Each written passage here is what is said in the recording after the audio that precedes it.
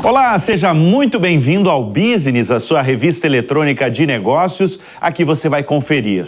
De banqueiros a homens de tecnologia, quem são os 10 mais ricos do Brasil?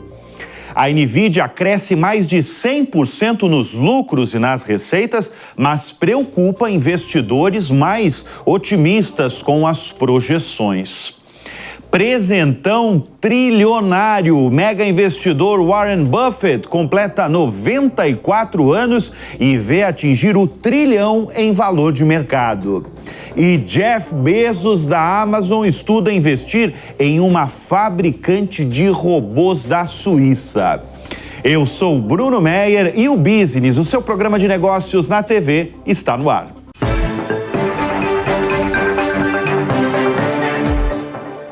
E quem são os 10 mais ricos do Brasil? O ranking anual de bilionários da Forbes Brasil 2024 foi divulgado na última semana com as 10 pessoas mais ricas do país, todos com patrimônio superior a 25 bilhões de reais. Este foi o ano da tecnologia, segundo a revista, porque o grande destaque, eu tô com essa lista aí poderosa dos 10 nomes mais ricos do Brasil, o grande destaque foi a disparada desse rapaz aqui, desse sujeito, esse jovem chamado Eduardo Saverin, o paulistano aí, que tem esse patrimônio aí de 155 bilhões e 970 milhões de reais. Você vê que ele está bem à frente aí dos outros da lista, né? Eduardo Saverin, o cofundador do Facebook. Ele e um sujeito aí chamado Mark Zuckerberg fundaram o Facebook e mudaram aí o comportamento do planeta a partir da rede social, né? Eduardo Saverin se consolidou na liderança desta lista e, importante, ele se tornou o brasileiro mais rico da história. Esse é o Eduardo Saverin. Em segundo lugar, a gente vê a Vic Safra e a família. Vic Safra é viúva de Joseph Safra, fundador do Banco Safra, aí com patrimônio de mais de 110 bilhões de reais. Em terceiro lugar, um personagem também recorrente aqui no Business, Jorge Paulo Lemann, e a família, com patrimônio aí de mais de 91 bilhões de reais, né? E aí você vê também, em quarto lugar, o Marcel Telles e família, em quinto lugar, Carlos Alberto Sicupira e família. O trio é são os fundadores aí, né? Tanto o Paulo Lemann, tanto o Marcel Telles quanto o Beto Sicupira são os fundadores da 3G Capital, que é o grupo de investidores por trás de empresas aí como Americanas, por isso que eles são personagens aí frequentes aqui do Business, e da AB InBev, a Ambev. Em nono lugar, já quero correr aqui para o nono lugar. Na verdade, não é um nono, né?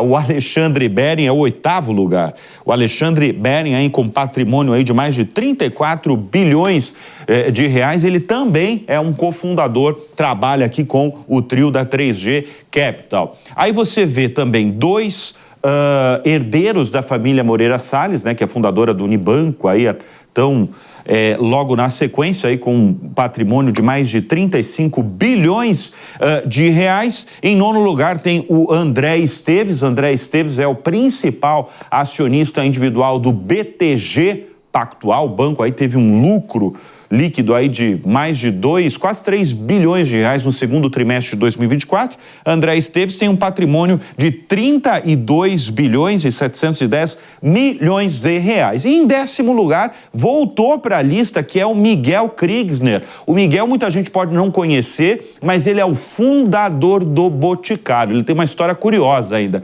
Ele fez uma graduação em farmácia bioquímica pela UFPR, a Federal do Paraná, isso em 75 e 77 ele fundou uma farmácia de manipulação que daria origem ao império chamado Boticário, e ele entrou como o 10º homem mais rico do Brasil com uma fortuna de mais de 28 bilhões de reais.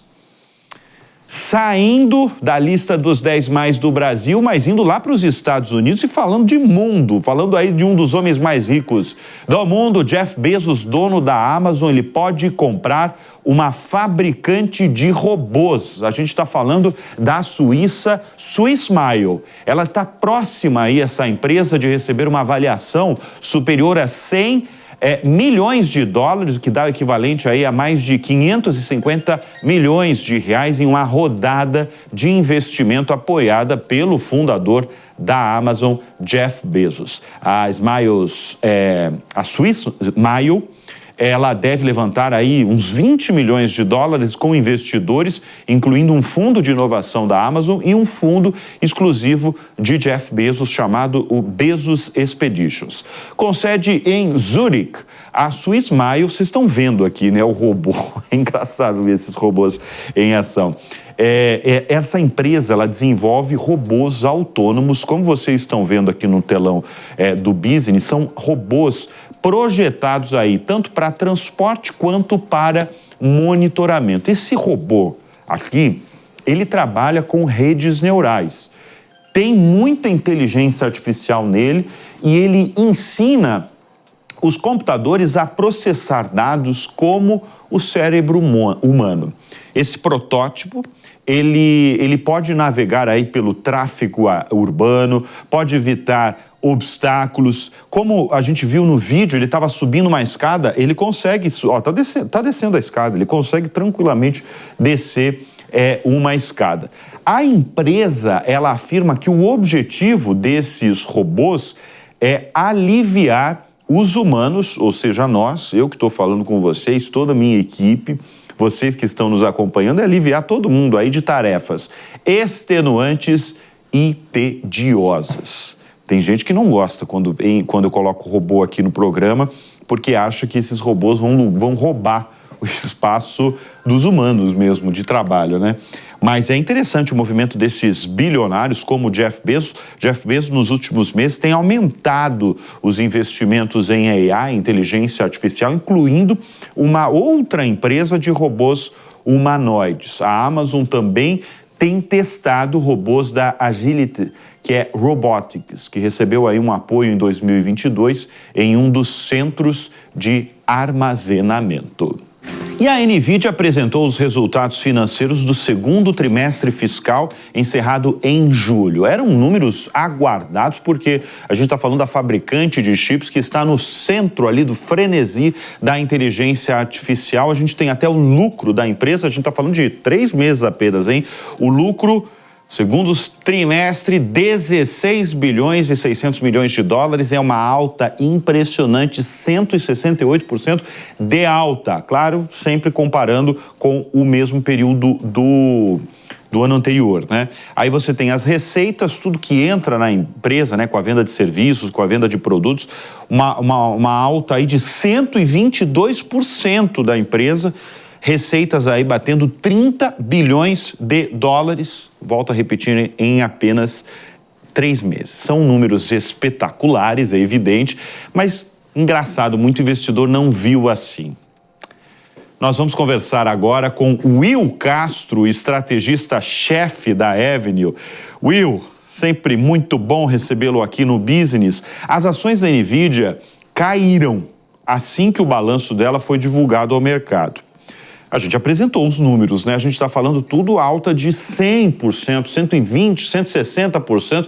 Por que, Will? Mesmo com essa alta espetacular, por que não animou o mercado? Tinha muita gente otimista demais aí com a NVIDIA?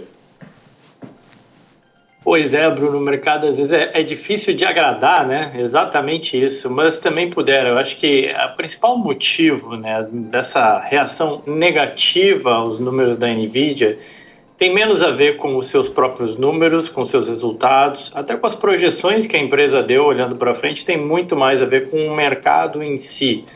Depois de uma alta, de um rally de alta nos últimos 12 meses de 150%, né, e se a gente ampliar o gráfico, essa alta fica ainda mais fenomenal, né, e chama muito a atenção. As ações da NVIDIA passaram a ser negociadas a um múltiplo relativamente elevada e a gente também vê como algo normal, uma realização. O mercado ele nunca sobe em linha reta.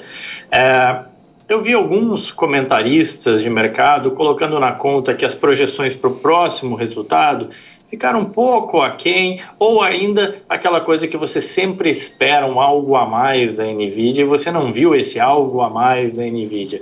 O meu contraponto aqui é que quando você ouve a conferência de resultados da empresa, eles comparam muito esse início que a gente vive hoje de inteligência artificial àquilo que a gente viveu no início lá dos anos 2000 com a internet. A internet mudou a vida das pessoas, mas não mudou em um ano, ela mudou em 20 anos. Se a gente pensar a nossa vida nos anos 2000 e agora em 2024, é muito diferente, né? Essa nossa conversa aqui não ia conseguir acontecer há 20 anos atrás. E a NVIDIA traça esse paralelo. Olha, a inteligência artificial vai mudar e vai mudar ao longo dos próximos anos. Só que o mercado fica querendo ver sempre isso nos próximos 3 meses, né? Não, então, diante dessa sua explicação, o mercado em si, as grandes empresas, as gigantes, elas vão continuar investindo muito na inteligência artificial. Então, Will. Para gente ter uma ideia, né, a CFO da NVIDIA, ela comentou que no 4º trimestre, não no próximo trimestre, mas ainda no outro, eles esperam já estar entregando a sua nova linha de chips chamada Blackwell. E ela falou, esperamos estar faturando alguns bilhões de dólares. Ela não falou nem em milhões, ela falou em bilhões de dólares. É já bilhão mesmo, né? Já é bilhão, exatamente, com essa nova linha de chips. Então, assim, sim, acredita-se ainda que existe um grande espaço de muito investimento. A gente está falando em desenvolvimento de uma infraestrutura, de linguagens, de modelos. A Google vem investindo, o Apple vem investindo, o Facebook vem investindo, essas grandes empresas vêm investindo. E depois, na esteira ou rodando atrás dessas grandes empresas, tem outras empresas que se aproveitam daquilo que já existe de inteligência artificial e vão aplicando para suas funcionalidades. Mas diante da sua primeira resposta, mostra que o mercado às vezes tem muita ansiedade, né? Quer resultado a cada trimestre. E não é bem assim, né? Mas para você, Will, até onde vai esse crescimento explosivo da NVIDIA? Não, excelente e difícil pergunta, né? Difícil, é difícil. Agora, o que eu acho que realmente ficou para trás é aquele crescimento de 3 dígitos, né? Ou seja, uma empresa, ela crescer 100% receita, ela não vai crescer para sempre, é difícil, né? Ou seja, ela sair de 100 bilhões de dólares para ela dobrar, tem que fazer 200 bilhões de dólares de receita. Não é assim, não é tão simples, tá? Então, isso aparentemente ficou para trás. A projeção que a NVIDIA deu para o próximo trimestre aponta para um crescimento de 80% na receita.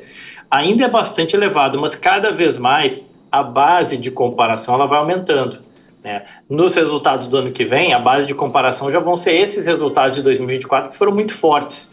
Fica difícil você crescer a uma taxa tão absurda assim como ela veio entregando. Agora, o que é crescimento exuberante, expressivo? Será que quando a gente fala em 15%, 20% para uma empresa do tamanho do porte que é a NVIDIA já não é bastante coisa? Vamos supor ela sair de 100 bilhões de dólares de receita para sair para 120, são 20 bilhões a mais de receita, né? Coisa pra caramba. É coisa pra caramba. E isso eu acho que ainda pode acontecer, sim. E isso que ajuda a sustentar um pouco a questão do preço das ações da NVIDIA, né? Will, eu quero girar o assunto, mas eu quero o seu comentário para um outro assunto que você domina também. Deixa eu girar aqui para o pessoal. E o conglomerado financeiro de Warren Buffett entrou para o seleto clube do trilhão. São as raras empresas no mundo que batem um valor equivalente em real a 5 trilhões e 530 bilhões. A Berkshire Hathaway de Buffett se tornou a primeira empresa americana fora do setor de tecnologia a ultrapassar $1 trilhão em valor de mercado. As ações da companhia sobem principalmente por resultados fortes no setor de seguros. Para se ter noção, os papéis da empresa avançaram mais de 27% em 2024. Essa marca do trilhão é um presentão aí para Warren Buffett, que completou, mega investidor aí, que completou 94 anos na última sexta-feira, fez apostas tão certeiras ao longo da vida que o fizeram aí ser uma das 5 pessoas mais ricas do mundo. Warren Buffett assumiu o controle da Berkshire nos anos 60. Ele pegou uma empresa ali, têxtil, em dificuldade e a transformou em um império aí que abrange seguros, ferrovias, varejo, energia, um patrimônio aí inigualável. Desde 1965, o valor de mercado da Berkshire subiu em média 20% ao ano, o dobro do retorno do S&P 500 nesse período. Agora, nos últimos tempos, o Buffett ele tem reduzido a exposição em ações, o que sempre deixa o mercado financeiro em alerta. Quando o Buffett faz alguma coisa, quando ele fala ou age principalmente, o mercado todo fica em alerta. Por exemplo, ele reduziu as posições em empresas que mantém há muito tempo em seu portfólio, como a Apple e o Bank of America. É por isso que eu quero chamar novamente o Will. Will, a saída da Berkshire, da Apple, foi muito falada, né? As ações, no dia que foi anunciado, caiu. A Berkshire vendeu 390 milhões de ações da dona do iPhone, né? Embolsou ali mais de 50 bilhões de dólares. Tem uma explicação sobre a saída aí de um dos maiores acionistas da Apple? Sim, Bruno, tem. Na verdade, na conferência em maio, quando eu estive lá no Nebraska, em Omaha, né, Omaha, a cidade onde ele faz aquela conferência no ginásio, ele já tinha anunciado, e o Tim Cook estava lá presente, inclusive, né, e filmaram ele na hora, enfim, para gerar aquele da suspense. Apple, né? O CEO da Apple, tá vendendo, e aí e tal. Não, mas isso já era informado. Isso porque quando o Buffett fez esse investimento na Apple lá em 2016, né, muita gente já tinha comentado, até criticou ele, dizendo, não, já está atrasado, a Apple já andou o que tinha que andar, né, já lançou seus iPhones e tudo mais, né, o Warren Buffett não entende de tecnologia mesmo, enfim... E de lá para cá ele embolsou 800% de valorização. Isso que eu queria chamar a atenção, né? Porque desde 2016, quando a Berkshire, o Warren Buffett, iniciou a posição ali, as ações da Apple subiram cerca aí de 800%. É impressionante, exatamente, né? Agora, Will, você que acompanha, né? Você é quase um amigo de Warren Buffett, né? Porque você acompanha anualmente aí a reunião anual de acionistas da Berkshire Hathaway, um evento aí muito esperado por todo o mercado, porque conta, evidente, com a participação de Warren Buffett. Will, ele já falou que é um conservador nato nos negócios. Ele investe em banco, ele investe em Coca-Cola, ele investe em cartão de crédito, empresas que ele vê a demanda da sociedade. Eu queria uma opinião muito pessoal sua, você que ele acompanha ele há muito tempo. O que mais fascina você nessa figura, nessa lenda chamada Warren Buffett? Essa pergunta é fácil. Eu acho que é muito mais do que a persona em termos de investimento, mas a persona dele como pessoa mesmo, né? Hoje em dia e nas últimas décadas, obviamente, quanto mais velho ele foi ficando, mais ele foi dando lições importantes de filosofia de vida, de postura de vida, de humildade, coisas do gênero, e muito menos de investimento, até porque ele bate muito na tecla, né, que a Berkshire Hathaway, ela tem um modus operandi que independe dele. Obviamente ele não toca hoje o dia a dia da empresa, ele não está lá cuidando de time, tocando o dia a dia, mesmo tem várias outras pessoas que já trabalham, mas ele continua sendo a alma, né, por dentro da Berkshire, que deu esse norte para a empresa, que continua sendo seguido. E do ponto de vista de investimentos, né, é sempre aquela ideia de você comprar e ser sócio de bons negócios. O Warren Buffett dá um bom exemplo disso, até na questão de, não vou esperar a ação cair para comprar mais barato e tal. Ele falou que ficou esperando 20 anos Coca-Cola, que desde a década de 60 ele gostava de Coca-Cola e achava as ações caras. Até que um dia ele deu o braço a torcer e, não, beleza, eu vou comprar. E comprou lá na década de 80 as ações da Coca-Cola e até hoje nunca mais vendeu. Então ele fala muito na ideia de comprar bons negócios e aproveitar que esses bons negócios, né, vão te gerar esse retorno muito, não em 1 ano, em 2 anos, mas a longo prazo. Então acho que essa é a principal lição dele, e a lição da Berkshire estaria atingindo $1 trilhão de valor de mercado. $1 trilhão.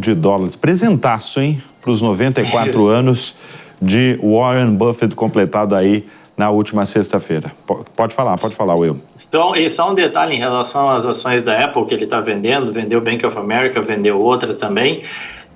A verdade é que as ações da Apple continuam sendo a principal posição da carteira dele. 30% do patrimônio da Berkshire. Ele não vendeu tudo, né? Exatamente. Então ele continua... É bom pontuar. Ele só reduziu a sua exposição às ações da Apple. Tradicionalmente é um cara que carrega muito caixa, então quando vem uma grande crise em 2008, aí sim ele foi às compras, ele espera, ele tem muita paciência mesmo. Então só para fazer esse detalhe que a venda das ações da Apple tem a ver um pouco também com a sua própria estratégia, que ele já segue isso há décadas, né? Will Castro, obrigado pela participação aqui no Business. Prazer é sempre meu, Brunão. Obrigadão. E a última quinta-feira foi uma quinta-feira para ser esquecida na Azul, porque as ações da companhia aérea chegaram a desabar mais de 25%, incluindo quando chegou a 25%, 26%, as negociações foram interrompidas na B3. Qual o motivo? O motivo da queda avassaladora foi a possibilidade, segundo uma reportagem da agência Bloomberg, de a empresa entrar com um pedido de recuperação judicial nos Estados Unidos. Esse seria o pior cenário para a companhia aérea, que está em dificuldade de lidar com uma dívida alta e que procura opções para se livrar do problema. A esperança, segundo essa reportagem, é a fusão com a Gol.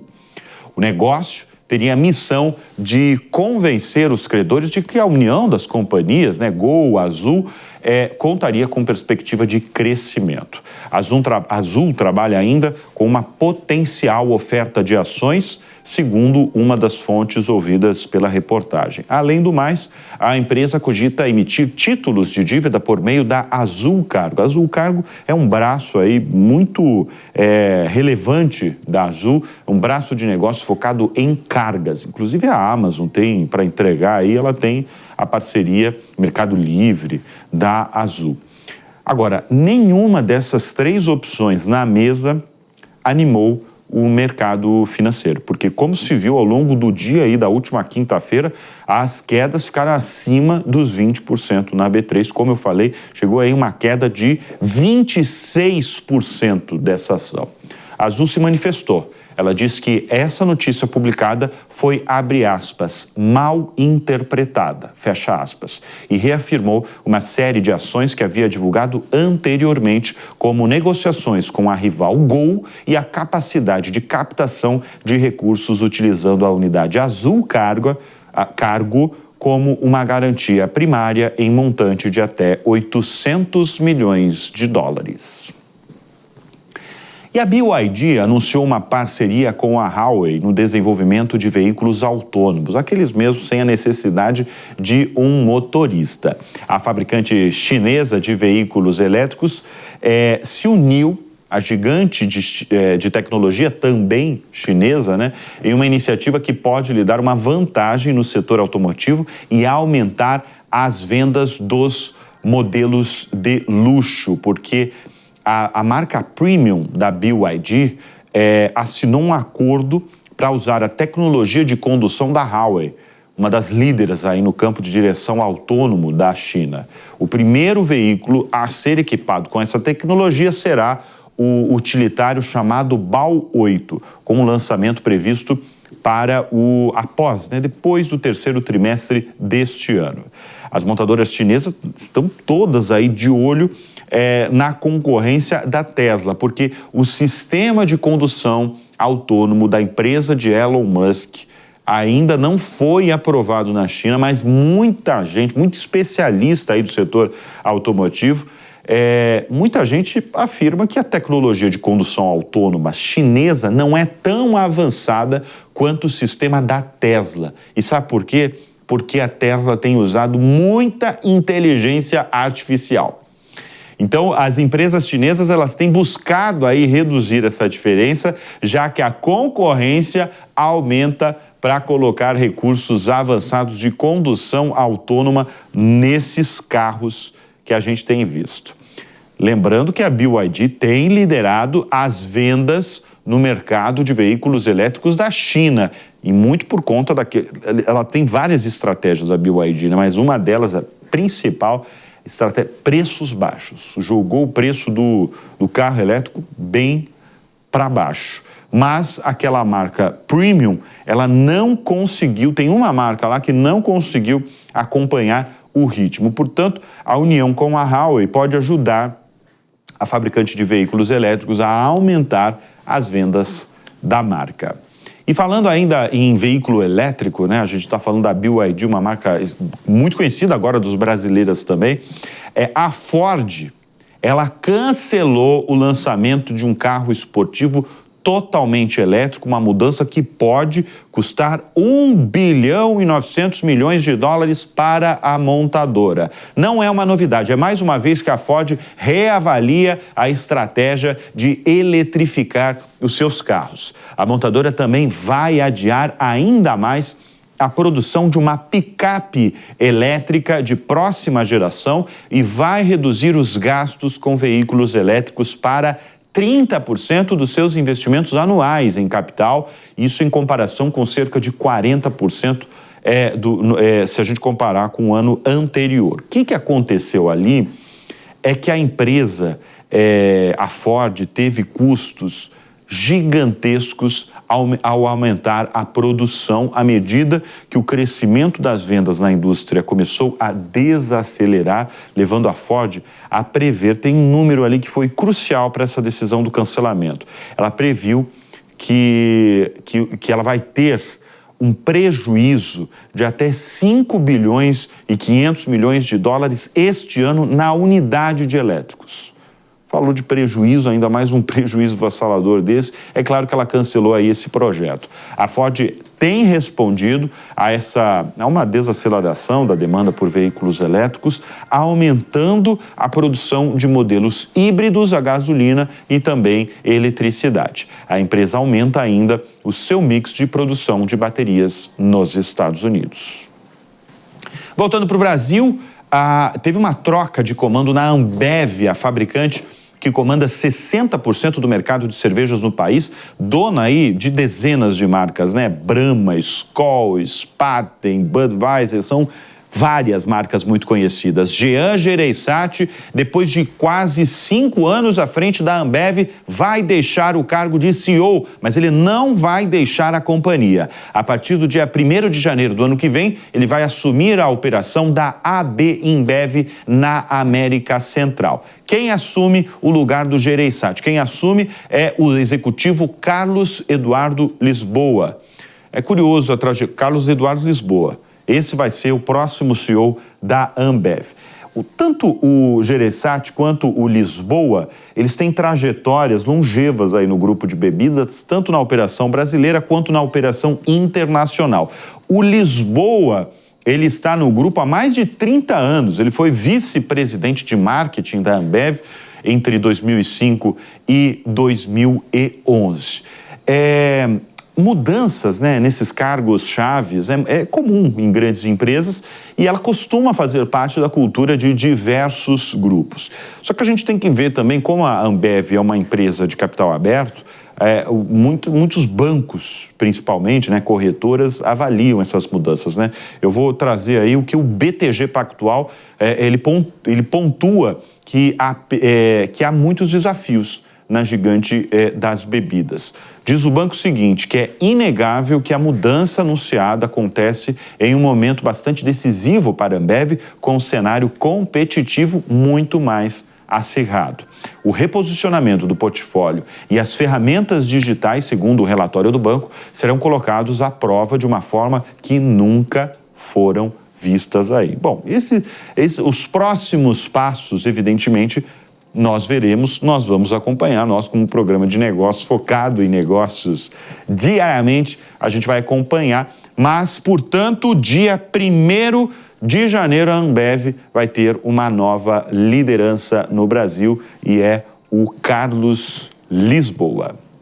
E o Business vai ficando por aqui. Muito obrigado pela sua audiência, pela sua confiança. Eu sempre reforço que o nosso encontro é aos sábados, às 15h. Deixa eu fazer um convite, na verdade, para todos vocês. Se você quiser ter mais conteúdos exclusivos da Jovem Pan, por exemplo, vídeos dos nossos comentaristas, faça a sua assinatura. Entre lá, www.jovempan.com.br e assine.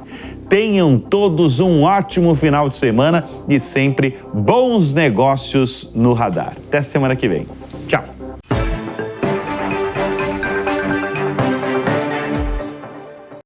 A opinião dos nossos comentaristas não reflete necessariamente a opinião do Grupo Jovem Pan de Comunicação. Realização Jovem Pan News.